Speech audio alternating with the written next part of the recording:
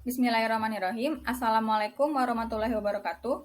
Perkenalkan, nama saya Yuniarti Sumana Putri dengan NIM 1904311028. Saya adalah mahasiswi program studi Diploma 3 Akuntansi Politeknik Negeri Jakarta. Yang saya hormati, Bapak Ibu dosen penguji dan Bapak Taufikul Ihsan selaku dosen pembimbing saya dalam penyusunan laporan tugas akhir ini. Saya akan mempresentasikan laporan tugas akhir saya yang berjudul Prosedur Audit atas Akun Piutang Usaha pada PT MYG oleh KAP Paul Hadiwinata, Hidayat, Arsono, Retno, Palilingan, dan rekan. Saya akan membahas 5 bab, yaitu bab 1 pendahuluan, bab 2 tinjauan pustaka, bab 3 gambaran umum perusahaan, bab 4 pembahasan, dan bab 5 penutup. Latar belakang penulisan saya, laporan keuangan harus disajikan secara akurat dan terpercaya, sehingga perlu dilakukan pemeriksaan audit.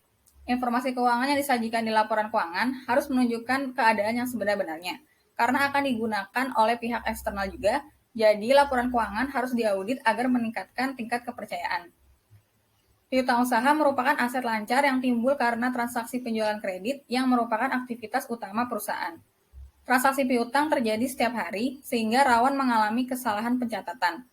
Piutang usaha penting untuk diaudit agar terbebas dari salah saji. Tujuannya untuk memeriksa pengendalian internal perusahaan dalam mengelola piutangnya. Apakah terdapat pencadangan bagi piutang yang tidak tertagih, dan memeriksa kemungkinan pelunasan pembayaran dari debitur. Selanjutnya, saldo piutang usaha PT MYG mengalami kenaikan 23% dari tahun sebelumnya. Tahun 2020, saldo piutangnya 26,5 miliar dan tahun 2021 menjadi 33 miliar. Terjadi kenaikan sebesar 6 miliar yang cukup material, sehingga perlu diidentifikasi penyebab dari kenaikan tersebut. Apakah terjadinya karena penjualan kredit meningkat, atau kesengajaan perusahaan untuk memperbesar jumlah asetnya, sehingga laba yang disajikan terlihat besar. Selanjutnya, tujuan penulisan saya mendeskripsikan gambaran umum timbulnya piutang usaha, mendeskripsikan prosedur perencanaan dan pelaksanaan audit piutang usaha, dan mendeskripsikan hasil dari audit piutang usaha pada PT MYG.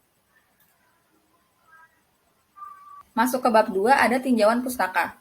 Audit menurut Harry 2019 adalah suatu proses yang sistematis untuk memperoleh dan mengevaluasi secara objektif bukti yang berhubungan dengan asesi tentang tindakan-tindakan dan kejadian ekonomi, dalam rangka menentukan tingkat kepatuhan antara asersi dengan kriteria yang telah ditetapkan, serta mengkomunikasikan hasilnya kepada pihak-pihak yang berkepentingan.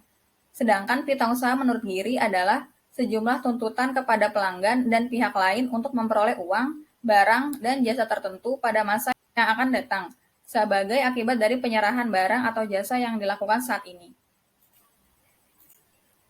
Bab ketiga ada gambaran umum perusahaan.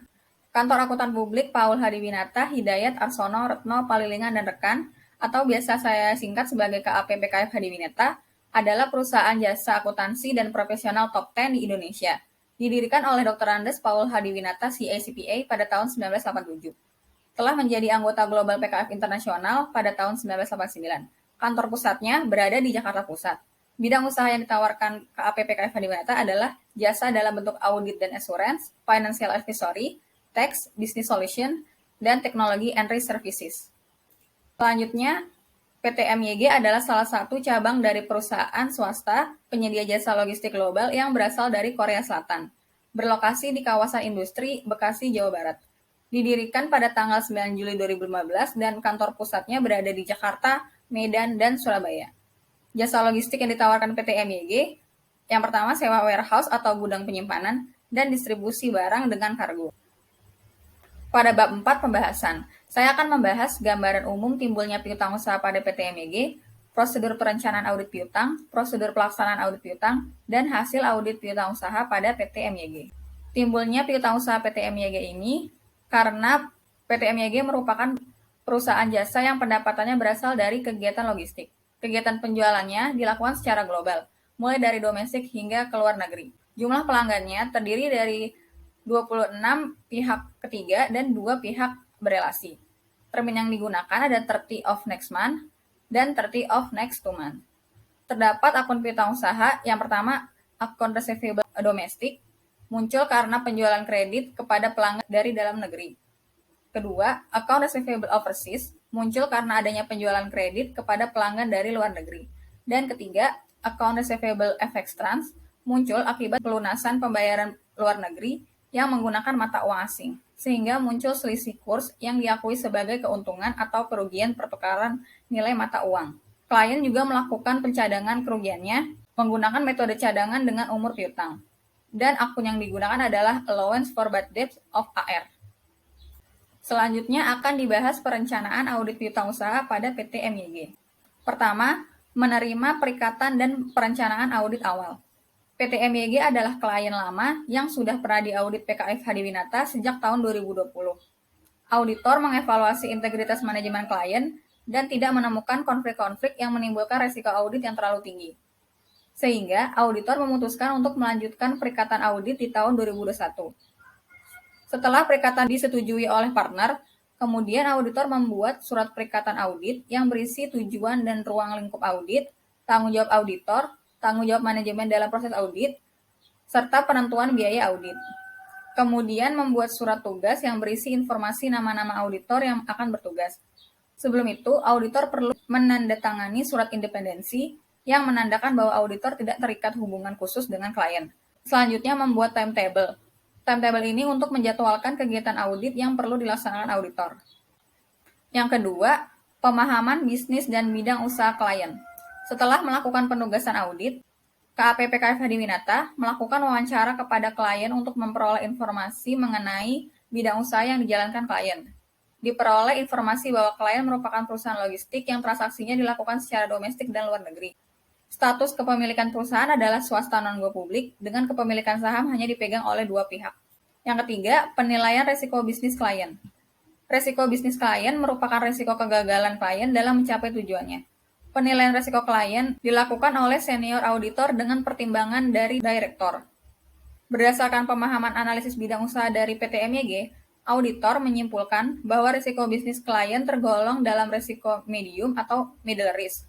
Sedangkan resiko audit piutang usahanya tergolong high risk karena akun piutang usaha berkaitan langsung dengan kegiatan utama perusahaan, yaitu penjualan yang transaksinya bisa terjadi setiap hari. Tahap yang keempat, pelaksanaan prosedur analitis awal. Prosedur analitis awal penting dilakukan auditor untuk menilai adanya kesalahan penyajian material dan mengetahui kenaikan serta penurunan saldo dari tahun sebelumnya. Salah satu metode yang digunakan adalah dengan membandingkan saldo tahun sebelumnya dengan saldo tahun ini. Yang kelima, penetapan tingkat materialitas. Tingkat materialitas pada KAPPKF Hadiwinata terbagi menjadi 3. Pertama, overall materiality adalah batas salah saji secara keseluruhan laporan keuangan. 2. Performance materiality adalah batas salah saji yang dapat diterima untuk setiap kelompok akun. Dan yang ketiga, summary uncorrected misstatement adalah batas salah saji yang dapat diterima untuk tidak dikoreksi. Penentuan tingkat materialitas pada KAPPKF Hadiwinata dipengaruhi oleh sifat bidang usaha entitas dan jenis industrinya. Auditor menggunakan benchmark sebagai tolak ukur penentuan materialitas suatu perusahaan. PT MYG ini termasuk industri komersial entity karena klien adalah perusahaan komersil yang berorientasi pada laba. Benchmark yang dipilih auditor adalah revenue karena kondisi keuangan klien mengalami kerugian selama 2 tahun berturut-turut, sehingga labanya tidak stabil. PT MYG ini termasuk perusahaan bukan kepentingan publik, sehingga kisaran persentase yang digunakan antara 0,5 hingga 3%. Auditor memutuskan untuk menggunakan persentase 2% karena sesuai dengan resiko audit klien yang tergolong menengah. Persentase materialitas untuk PT MYG ditentukan dari total pendapatan. Pada laporan keuangan, pendapatannya sebesar 191,8 miliar. Overall materiality-nya diambil 2% dari revenue. 2% dikali 191,8 miliar diperoleh 3,8 miliar. Performance materiality-nya 75%. Dari 3,8 miliar yaitu 2,8 miliar. Selanjutnya, summary uncorrected misstatement ditetapkan 5% dari PM. Sehingga pada PT MYG, sumnya adalah 5% dari 2,8 miliar diperoleh Rp143.902.376. Tahap yang keenam, pemahaman pengendalian internal klien. Tujuannya adalah untuk menilai resiko pengendalian internal klien, karena apabila pengendalian internal baik, maka bukti audit yang diperlukan menjadi lebih sedikit. Auditor melakukan test of control dan test of detail dengan menggunakan dokumen slip, invoice, dan faktur pajak. Pengendalian internal untuk piutang PT-MYG, terdapat pemisahan tanggung jawab, dokumen telah diotorisasi, membuat daftar umur piutang, melakukan pencadangan kerugian piutang, dan setiap pelunasan piutang melampirkan bukti bank statement. Tahap yang ketujuh atau tahap terakhir perencanaan, yaitu penyusunan program audit. Program audit ini berisi prosedur-prosedur yang harus dilakukan auditor untuk menjalankan kegiatan auditnya. Setiap prosedur audit memiliki tujuan untuk menguji asersi-asersi yang berbeda. Berikut adalah program audit piutang usaha untuk PT-MYG. Kemudian setelah melakukan perencanaan, auditor melakukan pelaksanaan audit untuk piutang usaha PT-MYG.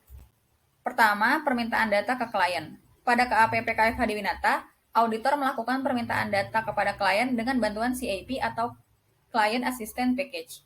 CAP ini adalah media yang digunakan auditor untuk memperoleh bukti audit dari klien yang berguna untuk memeriksa dan mengorganisir kesiapan audit agar proses audit dapat berjalan efektif dan tepat waktu. Data-data yang diperlukan untuk audit piutang usaha, yang pertama trial balance per 31 Desember 2021, general ledger per tahun 2021, daftar piutang usaha, daftar umur piutang usaha, perhitungan cadangan kerugian piutang, konfirmasi piutang usaha, prosedur alternatif, subsequent receipt, dan sampel mutasi roll forward piutang usaha. Langkah selanjutnya setelah memperoleh data-data audit dari klien adalah menyiapkan kertas kerja audit. Pada tahap pertama menyusun kertas kerja, auditor membuat lead schedule atau schedule utama yang berisi ringkasan informasi akun-akun yang berkaitan dengan akun yang akan diaudit. Asersi yang diuji dalam pembuatan schedule ini adalah untuk menguji asersi completeness dan presentation and disclosure. Selanjutnya, agree listing. Agree listing merupakan prosedur untuk mencocokkan saldo menurut trial balance dengan listing dari klien. Tujuan prosedur agree listing ini untuk menguji asersi accuracy dan completeness. Listing yang diperoleh dari klien berupa daftar piutang usaha dan daftar cadangan kerugian piutang tak tertagih. Kemudian, listing tersebut dibandingkan jumlahnya dengan trial balance catatan klien. Hasil agree listing pada PT-MYG tidak ditemukan adanya selisih saldo. Selanjutnya, test translation of foreign currency. Prosedur ini digunakan untuk menguji asersi valuation, yaitu memastikan apakah jumlah saldo asing telah dinilai dengan tepat. Pada akun account receivable overseas, terdapat saldo 139.954 US dollar yang dihitung ulang auditor menggunakan kurs setengah BI tanggal 31 Desember 2021 sebesar 14.269. Setelah dikonversi ke rupiah, diperoleh jumlah piutang overseas sebesar 1,9 miliar. Setelah dibandingkan dengan catatan per neraca saldo, auditor menemukan selisih sebesar 10.168.191. Selisih tersebut terjadi karena klien menggunakan kurs per tanggal terjadinya transaksi pada saat pencatatan. Auditor menganggap selisih kurs tersebut adalah wajar, dan saldonya juga di bawah nilai sum, sehingga tidak diperlukan jurnal penyesuaian pada transaksi ini. Tahap selanjutnya, Test of Account Receivable Confirmation. Sebelum mengirim surat konfirmasi, auditor menentukan sampel piutang usaha yang bernilai signifikan atau material untuk dikirimkan surat konfirmasi piutang usaha oleh auditor. Auditor mengirim surat konfirmasi piutang usaha positif yang harus dibalas oleh pelanggan PT-MYG dalam waktu 7 hari. Surat konfirmasi piutang usaha akan berisi jumlah saldo menurut catatan pelanggan. Surat konfirmasi dianggap menjadi salah satu bukti audit yang terpercaya karena diterima langsung dari pihak ketiga. Pembuatan dan pengiriman surat konfirmasi piutang usaha perlu didokumentasikan dalam kertas kerja prosedur Test of Account Receivable Confirmation yang bertujuan untuk menguji asersi existence and occurrence, cut-off, right and obligation, dan completeness. Prosedur ini untuk mengontrol pelanggan mana saja yang merupakan sampel audit yang telah dikirim surat konfirmasi piutangnya oleh auditor. Pada PT-MYG, auditor mengirim surat konfirmasi per tanggal 30 November 2021 kepada 9 pelanggan pihak ketiga dan 1 pelanggan yang bersaldo signifikan di atas performance materiality. Kemudian, Account Receivable Confirmation Control. Tujuan dari prosedur ini untuk mengontrol balasan konfirmasi, meninjau kemungkinan prosedur alternatif, dan mengidentifikasi perbedaan konfirmasi saldo. Tujuannya untuk menguji asersi existence and occurrence, cut-off, right and obligation, dan completeness. Diketahui bahwa ada beberapa konfirmasi piutang dari pelanggan yang memiliki perbedaan saldo. Kemudian, auditor meminta data rekonsiliasi kepada klien untuk mengetahui penyebab terjadinya selisih saldo tersebut. Ini merupakan data rekonsiliasi selisih piutang usaha yang diberikan oleh klien. Bukti rekonsiliasi dari klien ini menunjukkan jumlah yang sama dengan selisih perbedaan saldo dengan pelanggan, sehingga klien mampu membuktikan bahwa saldo piutang usaha yang tercatat telah sesuai dengan keadaan yang ada. Maka transaksi tersebut tidak perlu dilakukan penyesuaian. Selanjutnya, test of subsequent receipt. Auditor melakukan prosedur alternatif apabila surat konfirmasi tidak dibalas oleh pihak ketiga. Salah satu prosedur alternatifnya yaitu mengecek transaksi pada subsequent event dengan memeriksa bukti penerimaan kas setelah tanggal neraca. Saldo piutang pelanggan IDS Company menurut catatan klien sebesar 601.174.493. Setelah diperiksa pada subsequent event, melalui bank statement terdapat pelunasan piutang usaha yang menunjukkan bahwa saldo piutang usaha dari pelanggan tersebut per tanggal 30 November 2021 menurut catatan klien adalah benar. Auditor menemukan selisih akibat pertukaran nilai kurs mata uang yang dianggap tidak material, sehingga tidak memerlukan adanya penyesuaian lagi. Kemudian test of aging bucket. Pada prosedur ini, auditor memperoleh daftar umur piutang klien, kemudian menghitung ulang umur piutang tersebut untuk menguji asersi akurasi, dan memeriksa apakah umur piutang usaha sudah dihitung dan dikelompokkan dengan akurat. Kemudian hasil perhitungan umur piutang klien dengan auditor dibandingkan untuk melihat apakah ada perbedaan yang material. Berikut adalah hasil rekalkulat umur piutang. Diketahui bahwa perhitungan umur piutang dari klien maupun auditor tidak ditemukan selisih perbedaan. Piutang usaha yang telah jatuh tempo hanya ada pada kategori umur 31 sampai 60 hari. Tidak ditemukan piutang usaha yang jatuh tempo lebih dari 60 hari. Maka, auditor menyimpulkan bahwa pengendalian internal dalam penagihan piutang usaha PT MYG ini dinilai sudah baik, karena umur piutang yang belum jatuh tempo sebesar 99,8%. Kemudian, test of allowance for bad debts. Klien menggunakan metode cadangan dengan umur piutang. Diketahui ada persentase bad debt rate 0,5% dan 5%. Setelah diidentifikasi auditor, persentase 0,5% digunakan untuk mencadangkan piutang usaha yang belum jatuh tempo. Sedangkan untuk bad debt rate 5% digunakan untuk mencadangkan piutang usaha yang berumur 31 sampai 60 hari. Prosedur ini untuk menguji asersi valuation. Auditor menilai cadangan kerugian piutang usaha pada PT MYG sudah cukup untuk menutupi kemungkinan tidak tertagihnya piutang. Kemudian ada roll forward accounts receivable. Prosedur roll forward ini merupakan tahap tambahan pada PT MYG. Karena auditor mengirim konfirmasi saldo piutang usaha per tanggal 30 November 2021, sehingga diperlukan data mutasi roll forward piutang usaha dari tanggal 1 hingga 31 Desember 2021 untuk bisa diperoleh saldo akhir piutang usaha per tanggal periode audit. Auditor juga memeriksa bukti dokumen terjadinya transaksi mutasi tersebut. Auditor telah melakukan perhitungan jumlah sampel dan membutuhkan 6 sampel bukti mutasi piutang usaha berupa dokumen slip, invoice, faktur pajak, dan bank statement. Vouching sampel roll forward dilakukan untuk memeriksa keberadaan mutasi transaksi penambahan dan pengurangan piutang usaha benar-benar terjadi. Kemudian diperoleh hasil audit piutang usaha PT MYG. PT MYG mampu memberikan bukti pendukung tambahan apabila ditemukan selisih saldo yang material. Piutang usaha yang tercatat pada klien dikelola dengan baik karena pelunasan piutang oleh pelanggan cukup lancar. Penyisihan cadangan kerugian piutang usaha dinilai telah cukup untuk menutup kemungkinan kerugian dari piutang tidak tertagih. Dan penyajian piutang usahanya telah wajar. Sehingga auditor memberikan opini bahwa hasil audit piutang usaha pada PT MYG adalah wajar tanpa pengecualian. Pada bab 5 terdapat kesimpulan dari pembahasan sebelumnya, yaitu piutang usaha pada PT MYG timbul akibat transaksi penjualan kredit berupa jasa logistik yang transaksinya dilakukan secara domestik dan luar negeri.